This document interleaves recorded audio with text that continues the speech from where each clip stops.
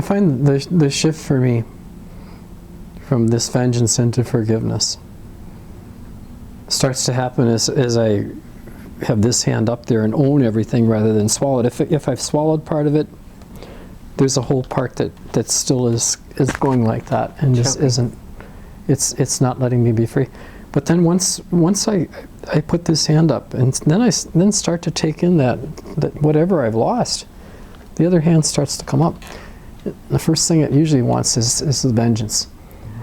But I find if I don't dismiss the anger and say, well, I don't want any vengeance, it's going to the deepest part of that anger. The deepest part of anger wants healing. Wants the person on their feet. What we're saying, making a better world, not creating another hurt.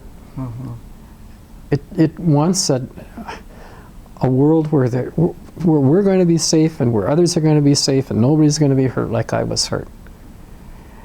And when I can start to pray for that person's healing, there's a 180-degree shift from being a victim to being one that sees their woundedness. My focus has not primarily been on forgiveness, but rather on the ministry of spiritual direction.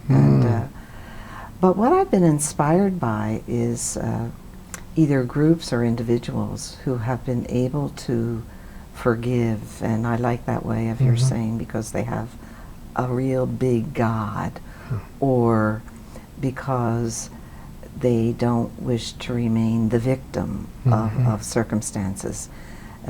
Some examples would be, I was up in Toronto for a number of years and was connected with the Romero House, which was a house of refugees. And there I met wonderful, volunteers who I worked with immediately, but they were working with the members of the community, and I became close to some of them. And what I realized were there were people in Africa who were maybe from Ethiopia and Eritrea who were living in the same house, and yet a few years before were violent neighbors on a border in Africa. But here in a community, they were able to live together, cook together, celebrate, and what really I admired was that many of the women were living because of their children. In other words, they really decided that it was about the future of their children rather than their own pain, which caused them to be able to forgive and live anew. I've been there in Rwanda and South Africa, and it just amazes me how those people can have a God that's big enough to forgive. There was a woman there that had first of all, her son was 18 years old, and he was taken off in apartheid and killed. And then they came 8 years later for her husband, did the same thing to him. Didn't kill him, but came back for her 2 years later, and then they burned him right in front of her. And his last words were, forgive them. Well, to witness something like that, that's just, it's often worse to witness a person's abuse than to go through it yourself. So her turn came about 3 years later. She was in the court where they brought in the policeman, and they said, what do you want us to do with him? Because this is what he did to you. And she said, I want three things. She says, first, I want him to take me to where my son and my husband died, because I don't have anything in my family anymore. I just want to collect the dust and be able to give them a decent burial. And she said, but the second thing is,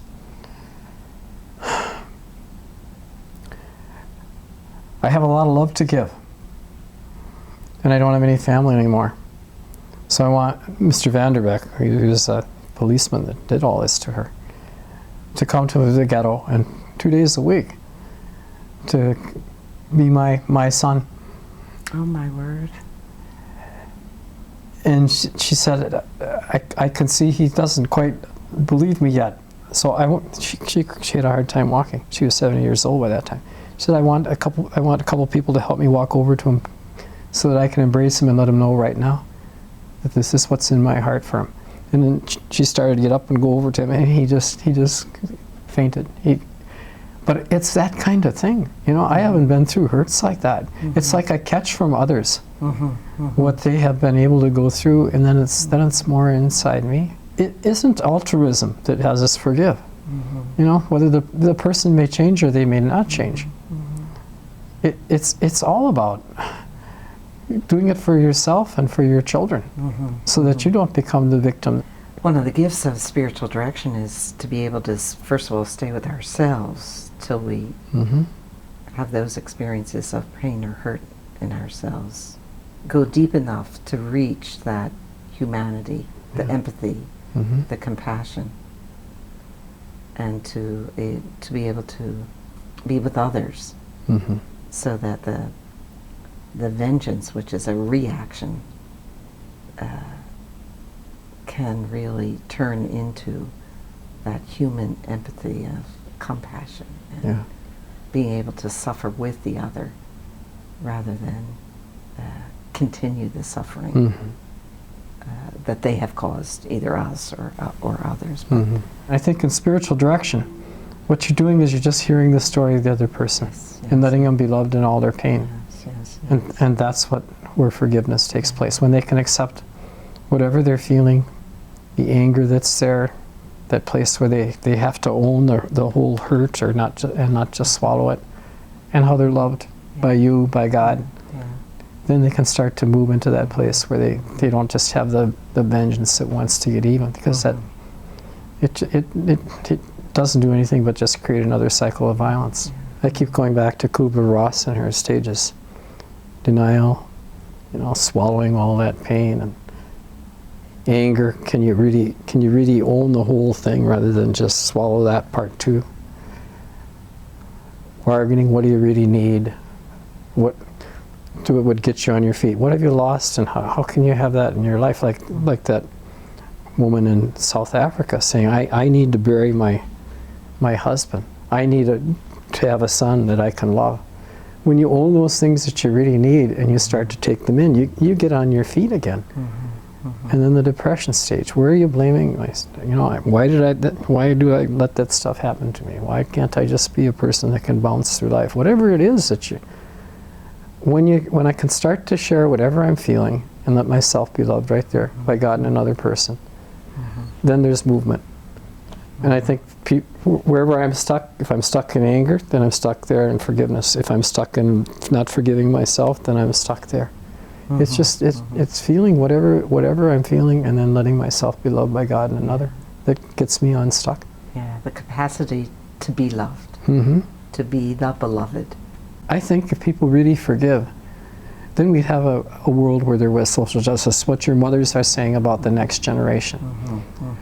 It comes out of that place where we've been hurt, and we don't want that same hurt to continue.